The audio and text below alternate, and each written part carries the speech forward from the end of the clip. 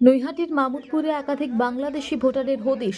2014 সাল থেকে বাংলাদেশি ভোটার বসবাস করছে মামুদপুর গ্রাম পঞ্চায়েতের 10 নম্বর ওয়ার্ডের সুভাষপল্লী গ্রামে। লিটন দাস নামে ওই বাংলাদেশের ভোটারের নাম ইতিমধ্যেই রাজ্যের ভোটার তালিকায় নাম তুলে ফেলেছে। মামুদপুর গ্রাম পঞ্চায়েতের সহায়তায় এই নাম তোলায় স্বাভাবিকভাবেই শুরু হয়েছে রাজনৈতিক দরজা। এই লিটন দাসের সম্পত্তি দুই দেশেই রয়েছে। সেই সম্পত্তি বাঁচানোর জন্য দুদেশে বসবাস করছে বলে দাবি লিটন দাস সহ তার পরিবারের। আর শুধু এই লিটন দাস নয়, গোটা গ্রাম জুড়ে প্রায় 50% মানুষ বাংলাদেশের ভোটার বলে অভিযোগ এলাকাবাসীর। কিভাবে তারা বাংলাদেশ থেকে এদেশে এলো তা নিয়ে প্রশ্ন উঠলেও তারা অবৈধভাবে এই দেশে অনুপ্রবেশ করেছে বলে অভিযোগ। তবে বিজেপির তরফ থেকে জানানো হয়েছে যে কোনো এই ধরনের ভোটারকে তাড়ানো হবে না।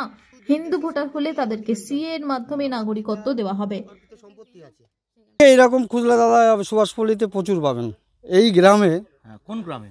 আমাদের এই গ্রামে আপনি সুভাষপল্লী গ্রামে এরকম, এটা হচ্ছে মাধবপুর পঞ্চায়েতে অনেক পাবো এইরকম 10-11 আপনি অনেক পাবেন। টাকা দিয়ে সব এইবার বিনিময়ে দেখা যাচ্ছে আমার কিছু নেই, কোনো ডকুমেন্টস নেই, তাহলে দেখা যাচ্ছে বিনা টাকায় আজকাল কার্ডের পুতুল নাচে না। কোনোদিন নেচেছে? ওখানে ভোটার কার্ড ছিল। ভোটার কার্ড কোথাকার? ওখানকার। কোনখানকার?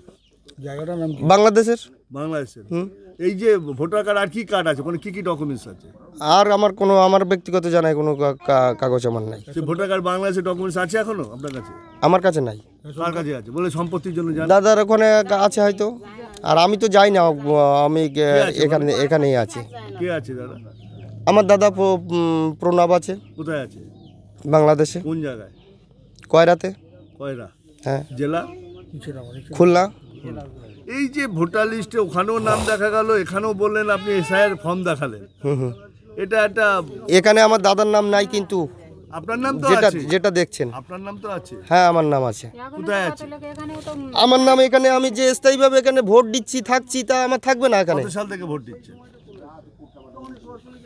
আমি ওটা কত 19 সালের থেকে না, 2019 সাল আর 14 সাল ওখানে তো ওখানে ভোট দিয়েছিলাম। ওটা কত সালে? যাই হোক, 19 সালে। এখানে 19 সালে ভোট দিয়েছি। কোথায় দিয়েছেন? আমাদের এই হাই স্কুলে। কোন high school? Satishganj high school. কিসের ভোটে? পঞ্চায়েত না বিধানসভা?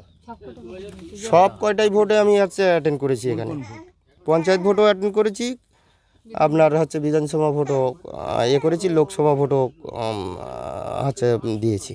2025-এ যে ভোটার লিস্টে নাম আছে প্রত্যেকটা লোককেই তাদের ফর্ম বিলি করা। আমাদের বিএলের কাজ হচ্ছে যে 2025-এর ভোটার লিস্টে যাদের নাম আছে প্রত্যেককে আমরা ইনফরমেশন ফর্ম বিলি করব। এইবার সে যে ডকুমেন্টস ওর সাথে দেবে কিংবা যে কলমগুলো আছে সেই কলমগুলো ফিল আপ করার দায়িত্ব তার। এবার সে তার মতন করে ফিল আপ করবে ডকুমেন্টস অনুযায়ী। সেখানে ইলেকশন কমিশনার যা ডিসিশান নেবে সেই মতন করে ডিসিশান নেবে, কিন্তু আমরা কোনো বৈধ ভোটারের নাম আমরা ফলো করব, সেখানে কোনো বৈধ ভোটারের নাম যেন বাদ না যায়। এরকমও আছে। সেটা তো আপনারা বলছেন, আমি শুনলাম।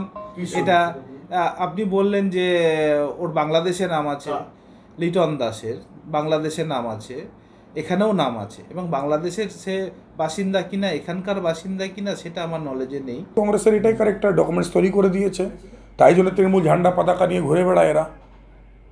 আজকে দিনে এসআইআরে আমি ইলেকশন কমিশনকে বলবো এইরকম লোককে চিহ্নিত করার, যার বাংলাদেশেও নাম আছে এখানেও নাম আছে। হ্যাঁ, যদি কেউ ধর্মের জন্য প্রতারিত হয়ে আমাদের ভারতবর্ষে এসেছে তাদেরকে সি অ্যাপ্লিকেশন করাটা হোক, সি অ্যাপ্লিকেশন তারা করুক, নিশ্চয়ই ভারতবর্ষ নাগরিকতা দেবে। কিন্তু বাংলাদেশেও থাকবে আর এখানেও থাকবে, আর এখানে এসে তৃণমূল কংগ্রেস করবে, ঝান্ডা ধরবে, আর দুই জায়গায় বলবে সম্পত্তি রাখার জন্যে আমি নিজের নামটা করছি। তো এইরকম চক্রান্ত তো তৃণমূল করেই আছে, তার জন্যই তো দিদিমণি লড়াই করছেন। কোন জায়গায় দেখছি লিটন দাস? কোন? সুভাষপল্লী মামুদপুর?